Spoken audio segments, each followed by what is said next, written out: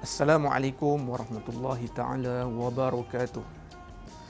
Alhamdulillahi rabbil alamin. Wassalatu wassalamu ala asyrafil anbiya'i wal mursalin wa ala alihi wa sahbihi ajma'in.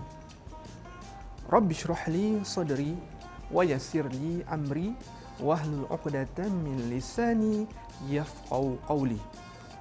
Alhamdulillah. Syukur kita kepada Allah Subhanahu wa taala kerana pada hari ini kita dapat bersama-sama di dalam rancangan Kafa di Hijrah. Saya Ustaz Ahmad Jamil bin Jamaluddin. Kamu boleh panggil Ustaz Ahmad Jamil ataupun lagi mudah Ustaz Jamil. Okey adik-adik, Ustaz mengharapkan kamu semua berada dalam keadaan sihat. Sebelum kita memulakan majlis kita pada hari ini, eloklah kiranya kita membaca doa terlebih dahulu. Bismillahirrahmanirrahim.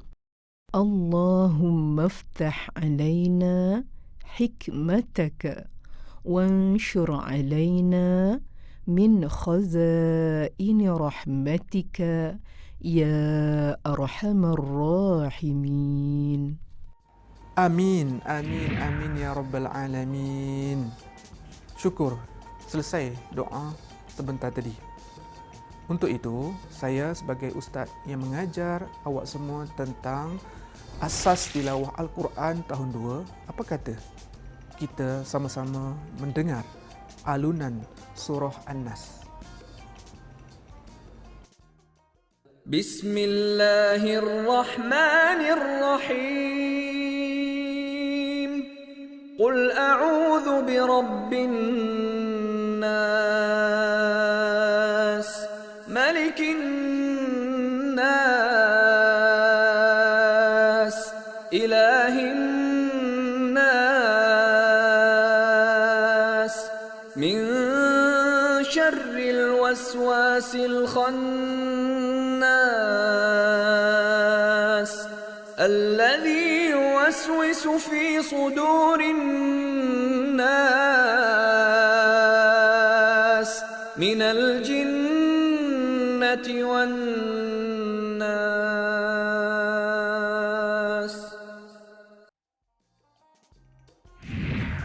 Baik adik-adik, sebelum kita memulakan pelajaran kita pada hari ini, apa kata adik-adik di rumah sediakan pensel, sediakan alat-alat yang boleh kita menulis, alat-alat yang boleh kita merakam dan sebagainya untuk kita belajar bersama-sama pada hari ini.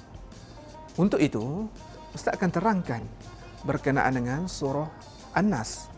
Surah An-Nas ini adalah surah yang pendek tetapi maknanya terkandung sangat besar adik-adik.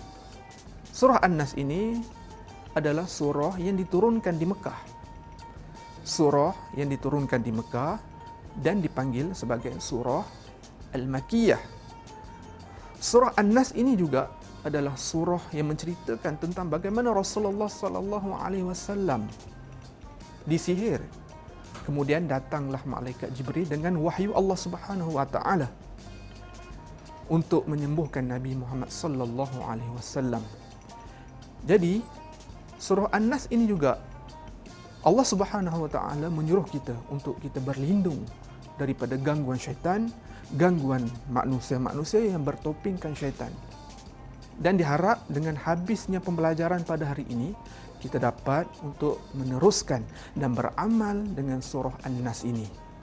Baik adik-adik, dah sedia buku-buku, dah sedia kertas dekat rumah. Jadi, apa kata kita meneruskan pengajian kita pada hari ini dengan kita belajar satu hukum daripada hukum-hukum tajwid, iaitu hukum huruf mad.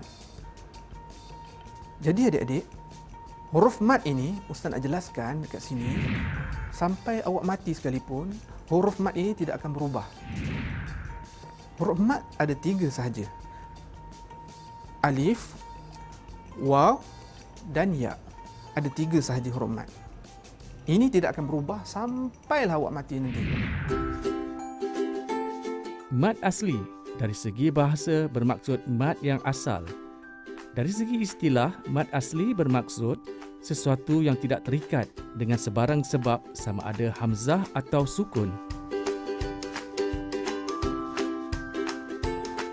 Tanda mad asli adalah apabila terdapat huruf mad iaitu alif, waw, ya dalam satu kalimah dan huruf mad tersebut didahului dengan huruf-huruf selain hamzah. Pemanjangan yang dimaksudkan di sini ialah pemanjangan pada huruf alif apabila ia didahului oleh baris fathah iaitu baris atas. Huruf waw apabila ia didahului dengan baris dhammah iaitu baris hadapan, dan huruf ya apabila ia didahului oleh baris kasrah iaitu baris bawah. Okey, baik adik-adik. Cuba kita lihat surah An-Nas. Ada tak hukum huruf mad di dalam surah An-Nas tersebut? Cuba kita tengok ayat pertama. Cuba kita baca sama-sama. Qul a'udzu bi rabbin nas. Saya ulang sekali lagi. Cuba cari di mana huruf mad ni. Qul a'udzu bi rabbin nas. Okey, cuba kita tengok. Ya, ada adik-adik. Huruf madnya dekat kalimah An-Nas. Cuba kita tengok dekat mana huruf madnya. Ya adik-adik, kita tengok dekat huruf alif. Huruf alif adalah huruf mad. Jadi, cuba kita cari kat mana. Adakah ini huruf mad? Tak. Selepas daripada huruf nun, maka ada huruf alif. Maka ini adalah huruf mad.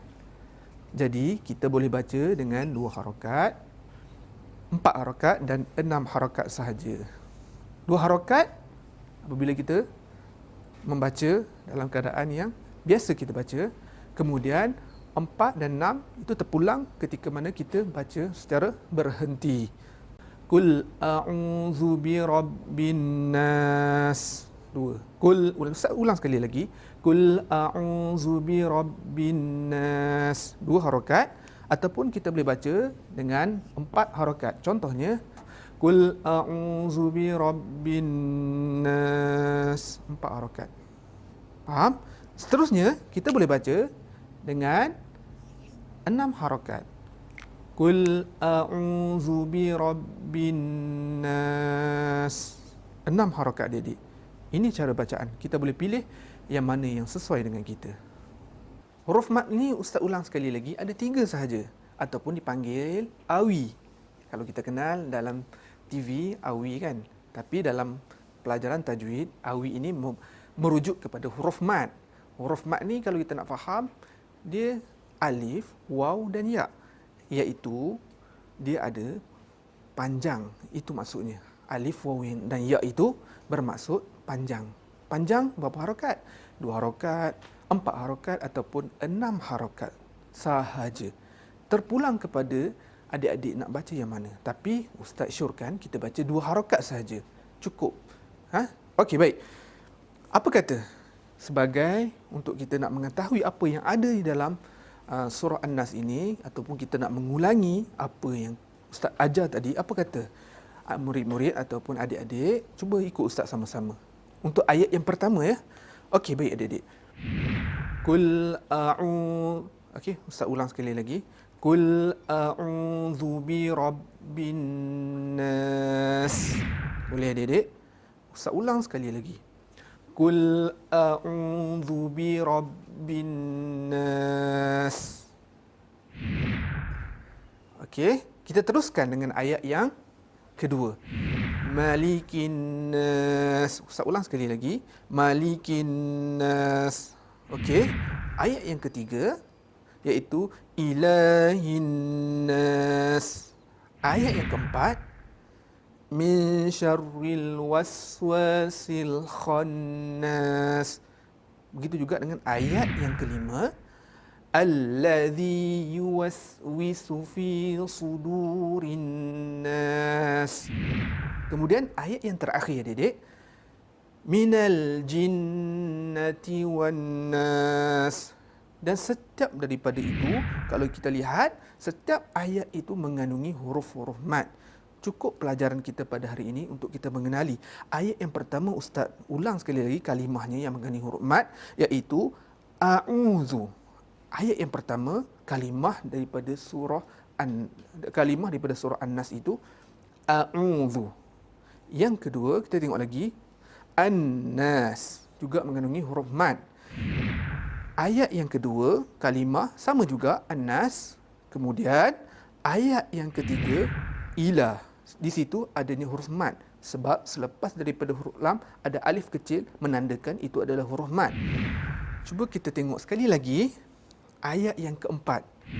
Min syarril waswasil khannas. Sekali lagi Ustaz baca. Min syarril waswasil khannas. Di situ, Ustaz ulang sekali lagi. Ada kalimah yang mengandungi huruf mad. Al-waswasi. Ingat? Al-waswasi. Kemudian, al-khannas. Di situ mengandungi huruf mad. Baik. Kemudian, ayat yang kelima. Allazi okey, Ustaz baca sekali lagi. Allazi yuwaswisu fi sudurin nas. Allazi juga ada mengandungi huruf mad. Allazi fi annas. Okey, seterusnya ayat yang terakhir. Minal jinnati wan nas. Baik adik-adik, sama juga dengan ayat yang pertama. An-nas. An-nas. Boleh adik-adik semua? Ustaz mengharapkan kamu semua boleh dalam keadaan yang baik, dalam keadaan yang betul-betul awak boleh mempelajari hukum tajwid ini. Allah menyuruh kita berlindung kepadanya daripada syaitan. Kita dapat mempelajari hukum tajwid iaitu hukum mad. Kita dapat membaca surah An-Nas dengan betul.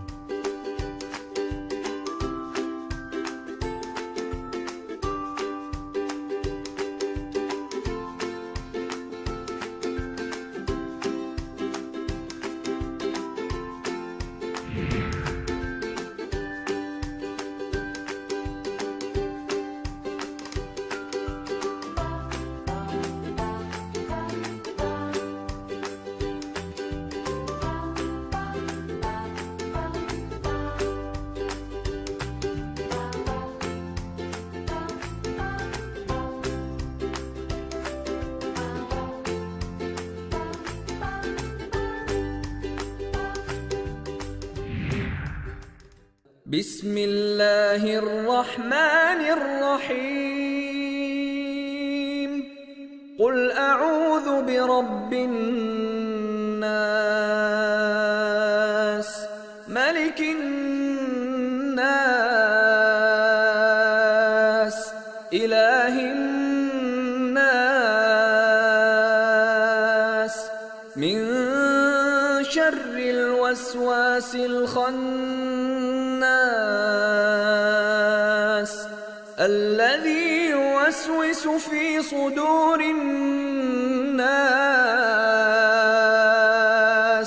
من الجنة والناس.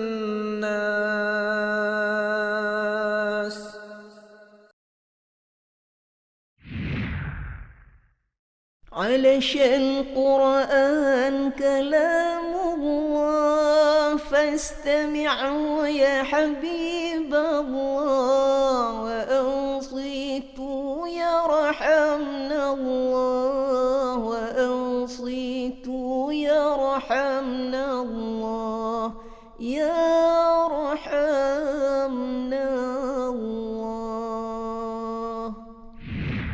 Baik adik-adik, penghayatan ataupun pengajaran yang kita dapat daripada pembelajaran kita pada hari ini, iaitulah yang pertama, kita dapat membetulkan bacaan kita. Kita dapat menyebut huruf, kita dapat mengenali hukum-hukum yang terkandung di dalam Al-Quran. Kita dapat mengenali hukum huruf mad. Ada 3 adik-adik, alif, waw dan ya. Itu sangat penting. Kerana apabila kita membaca Al-Quran dengan betul, makna pun betul. Apabila kita membaca Al-Quran dengan salah, maka maknanya masalah. Contoh, An-Nas, kita membaca Al-Khunnas, maka salah adik-adik. Dan seterusnya, apa yang kita dapat pada hari ini adalah Allah Subhanahu Wa Taala menyuruh kita untuk kita minta berlindung dengan Allah Subhanahu Wa Taala daripada gangguan syaitan, gangguan manusia yang berhatikan syaitan. Hak tu kita minta Allah Subhanahu Wa Taala minta lindungkan kita daripada perangai-perangai macam tu, insya-Allah. Dan mudah-mudahan kita dapat beramal dengan surah An-Nas ini dan jadi wirid kita harian. Untuk itu, sebagai penutup pada hari ini, Ustaz mengharapkan kita dapat bersama-sama beramal dengan surah An-Nas ini, dan seterusnya adik-adik, sebagai penutup kita baca doa penutup bersama-sama, insya-Allah. Bismillahirrahmanirrahim. Alhamdulillahi Rabbil Alamin. Wassalatu wassalamu ala ashrafil anbiya'i wal mursalin wa ala alihi wa sahbihi ajma'in.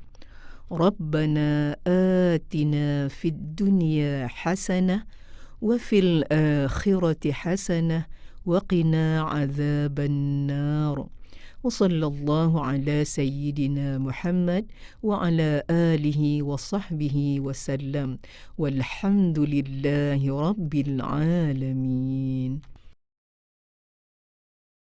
تقبل الله منكم منا ومنكم تقبل يا كريم.